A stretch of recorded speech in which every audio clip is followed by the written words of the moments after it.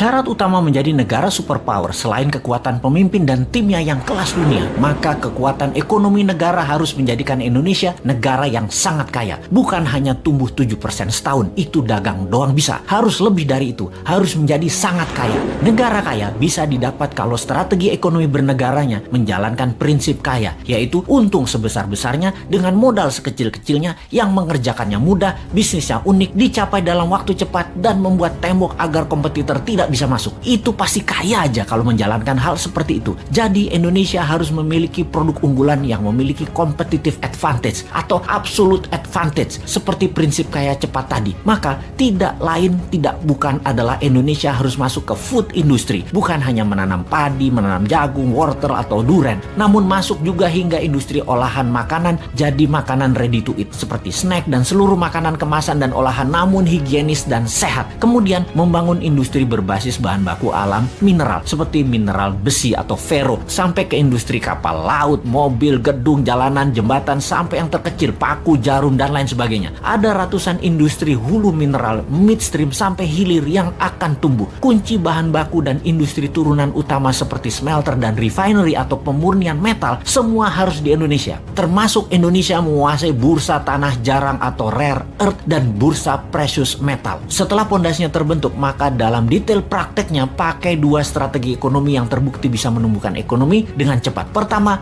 bottom up, dari bawah ke atas, di mana kita akan membuat UKM scale up dari 20 juta pengusaha kelas kecil saat ini, 50%-nya dalam waktu 10 tahun menjadi pengusaha kelas menengah, dan 50% kelas menengah tadi menjadi kelas besar dengan pinjaman 0% menggunakan printing money. Yang diutamakan adalah industri serta manufaktur. Yang kedua adalah trickle down, dari atas ke bawah, di mana kita akan membuat 1000 konglomerat baru. Program ini bernama Bossman Boys. Setiap provinsi akan diseleksi mereka yang nasionalis, sudah memiliki pengalaman bisnis minimum 10 tahun, sudah memiliki organisasi dan tim manajemen yang tangguh. Mereka rata-rata akan diberikan standby loan 5 triliun rupiah tanpa bunga yang harus dikembalikan dalam 7 tahun utuh. Seleksinya nasional berdasarkan prestasi, meritokrasi sistem. Yang terpenting karakternya adalah NKRI garis lurus, visioner, agresif, dan terukur. Oligarki mules nih kalau program ini dijalankan. Makanya jangan pilih Mardigu jadi presiden.